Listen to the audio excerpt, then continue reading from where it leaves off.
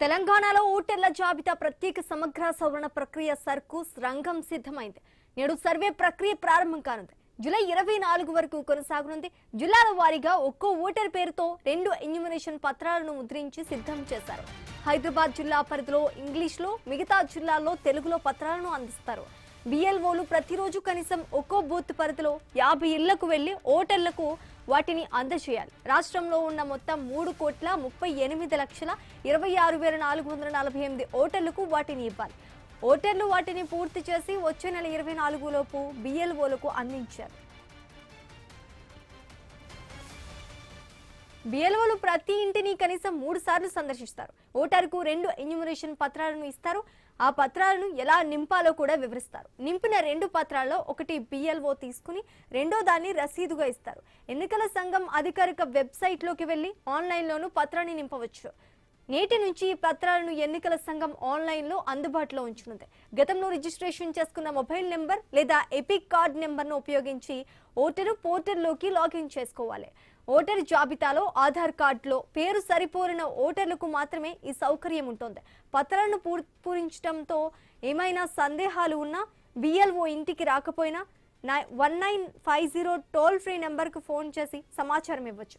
Enumeration పత్రం ఓటర్కు ఇచ్చిన సమయంలో బిఎల్ఓల వద్ద మ్యాపింగ్ సంబంధించి వివరాలు ఉంటాయి. మ్యాపింగ్ జరిగితే ఎలా నింపాలి, అన్మ్యాపింగ్ అయితే ఎలా నింపాలో బిఎల్ఓ ఓటర్కు వివరిస్తారు.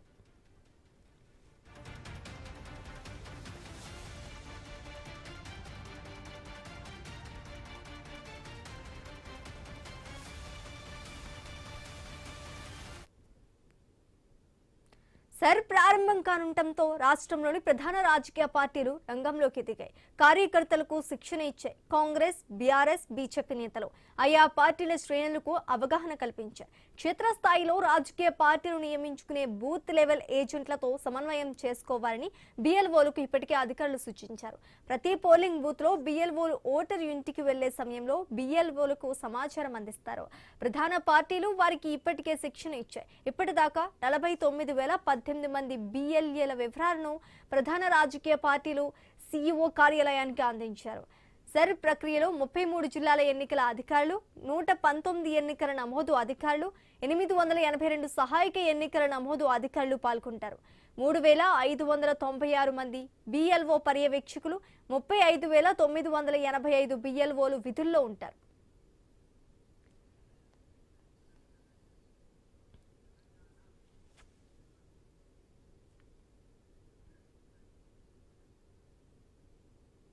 తెలంగాణలో మొత్తం 119 అసెంబ్లీ నియోజకవర్గాలు ఉన్నాయి. 35,985 పోలింగ్ బూత్లు ఉన్నాయి. రాష్ట్రంలో మొత్తం ఓటర్లు 3,38,26,448 మంది. అందులో 2,38,62,62,322 ఓట్లు మ్యాపింగ్ పూర్తయినట్టుగా తెలుస్తోంది. ఇక ఇదే అంశానికి సంబంధించి పూర్తి details Telangana bureau chief Kiran అందిస్తారు. కిరణ్, తెలంగాణ వ్యాప్తంగా కూడా ఎస్ఐఆర్ అంటే ఎస్ఆర్ ప్రక్రియ ప్రారంభమైందని చెప్పొచ్చు. 3 లక్షలు అంటే తెలంగాణ వ్యాప్తంగా 3,38,000 అంటే 3,38,26,448 ఓట్లకు సంబంధించి ఈ ప్రక్రియ అంటే ఓట్ల ప్రక్రియ గురించి కొనసాగుతుంది. అంటే ఎవరైతే డూప్లికేట్ ఓట్లు ఉన్నాయో డూప్లికేట్ ఓట్లకు సంబంధించి కావచ్చు, మరణాలు అంటే ఆల్రెడీ మరణించినటువంటి వారి ఓట్లను కూడా ఏరివేత ప్రక్రియ కొనసాగేటువంటి అవకాశం ఉందని చెప్పొచ్చు.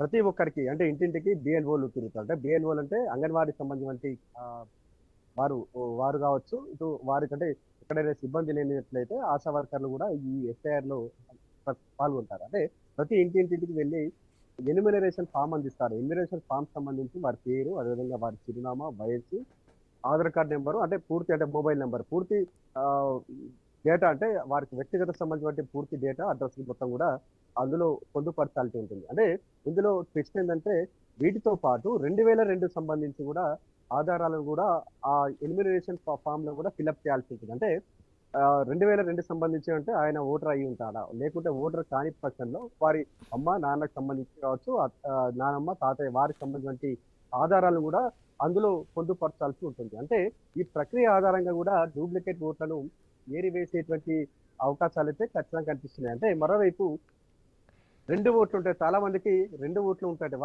ఎవరైతే 2 ఓట్లు ఉన్నటువంటి వారైతే వారి ఓట్లు కూడా ఆ ఏరువేత ప్రక్రియకు కూడా ఈ ఎస్ఐఆర్ అయితే ప్రక్రియ అయితే ఉపయోగపడుతుందని కూడా మనకు స్పష్టంగా తెలుస్తా ఉంది. ఉదాహరణకు ఒక ప్రాంతం నుంచి పుట్టిన ఊరు ఒక ఊరు అయితే ఒక ప్రాంతానికి వలస వెళ్ళి అక్కడ ఉపాధి కోసం వెళ్ళినటువంటి వాళ్ళు చాలా మంది ఉంటారు. అంటే వారు వారికి సంబంధించి ఏదైతే పుట్టినూరుతో పాటు వారు ఉపాధి పొందుతున్నటువంటి ఆ ప్రాంతాల్లో కూడా ఓటు ఉంటుంది. అంటే ఈ 2 ఓట్లకు సంబంధించి ఇక్కడ ఎస్ఐఆర్‌లో దొరికేటువంటి అవకాశాలు ఉన్నాయని కూడా చెప్పొచ్చు. ఎందుకంటే ఈ ఎన్యూమరేషన్ ఫామ్‌లో కూడా ఆధార్ కార్డు నంబరు నమోదు చేయాలనేటువంటి అక్కడ నిబంధన ఉంది. ఈ నేపథ్యంలోనే అక్కడ ఎన్యూమరేషన్ ఫాము సంబంధించి కూడా అందులో 2 ఆధార్ కార్డ్ నంబర్‌లు ఆహ్, ఆహ్, వేసినట్లయితే అక్కడ ఈజీగా 2 ఓట్లు ఉన్నటువంటి అక్కడ ఈజీగా డూప్లికేట్ ఓట్లు దొరికేటువంటి అవకాశాలైతే ఉన్నాయని చెప్పొచ్చు. ఈ విధంగా కూడా డూప్లికేట్ ఓట్లు మరణాలకు సంబంధించినటువంటి ఓట్లు సంబంధించి కావచ్చు.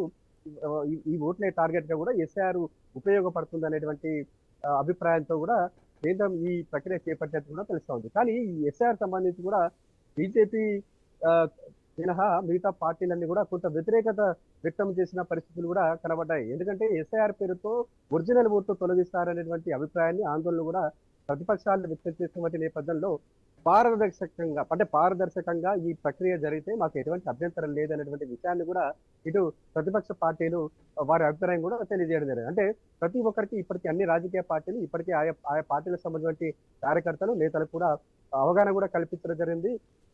ఒరిజినల్ ఓట్లు తీసివేయకుండా ప్రతి ఒక్కరూ బిఎల్ఓలతో టచ్ లో ఉండాలి. బిఎల్ఓలో సంబంధించి వారు ఎటువంటి పరిశీలన ఉంటుందో వారి పరిశీలన సంబంధించి కూడా ఈ కార్యకర్తలు వారి విచారణ కూడా తనిఖీలు చేపట్టాలనేటువంటి అభిప్రాయం, అంటే అవగాహన కూడా కల్పించిన పరిస్థితులు అయితే ఉన్నాయని చెప్పొచ్చు.